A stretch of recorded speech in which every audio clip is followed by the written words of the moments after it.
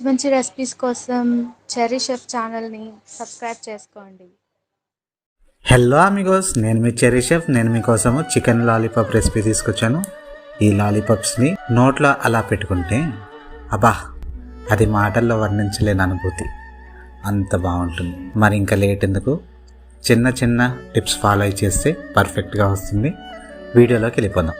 చికెన్ని కోట్ చేసుకుందాం. ఇప్పుడు ఒక బౌల్ తీసుకోండి, చికెన్ లాలీపాప్స్ వేసుకోండి. 2 tablespoon maida, 2 tablespoon cornflour, 1 teaspoon garam masala, 2 tablespoon ginger garlic paste, తగినంత సాల్ట్. వీటన్నిటిని కూడా బాగా మిక్స్ చేసుకోవాలి. వీడియోలో చూపించిన కన్సిస్టెన్సీ వచ్చేంత వరకు మిక్స్ చేసుకుని ఒక హాఫ్ అన్ అవర్ మర్చిపోండి. ఇప్పుడు చికెన్ని ఫ్రై చేసుకుందాం. ఒక కడాయి తీసుకోండి, డీప్ ఫ్రైకి సరిపడా ఆయిల్ వేసుకోండి.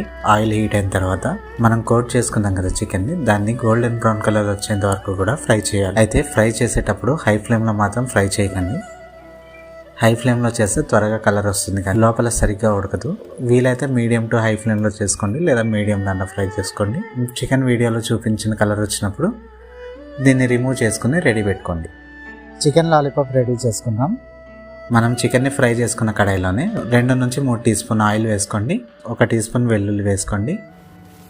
ఒక ఆనియన్ని చిన్నగా తరుక్కొని వేసుకున్నాను. పచ్చిమిరపకాయలు యాడ్ చేసుకోండి. పచ్చిమిరపకాయలు అనేది స్పైసీనెస్ని బట్టి అడ్జస్ట్ చేసుకుని వేసుకోవచ్చు. ఇప్పుడు ఆనియన్ ట్రాన్స్లూసెంట్ కలర్లో వచ్చేంత వరకు కుక్ చేయండి. బాగా కుక్ కావాల్సిన పని లేదు, లైట్గా కలర్ చేంజ్ అయితే సరిపోతుంది. ఇప్పుడు 1 teaspoon soya sauce, 1 teaspoon dark soya sauce, 1 teaspoon red chilli sauce, 1 teaspoon కారం, 1 టీ స్పూన్ ధనియా పొడి. ఇందులో కొద్దిగా ఫుడ్ కలర్ని యాడ్ చేసుకోండి. ఫుడ్ కలర్ అనేది కంప్లీట్లీ ఆప్షనల్. మీకు బాగా ఎర్రగా కనబడాలి అనుకుంటే కనుక యాడ్ చేసుకోండి. ఇప్పుడు వీటిని బాగా మిక్స్ చేసుకోవాలి.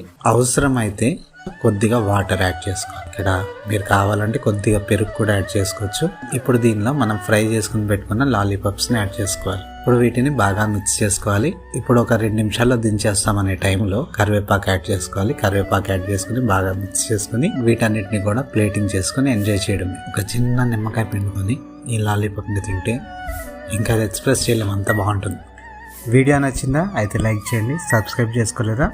అయితే నా ఛానల్ని సబ్స్క్రైబ్ చేసుకోండి. మరోసారి మరొక మంచి రెసిపీతో కలుద్దాము. Cherry chef signing off.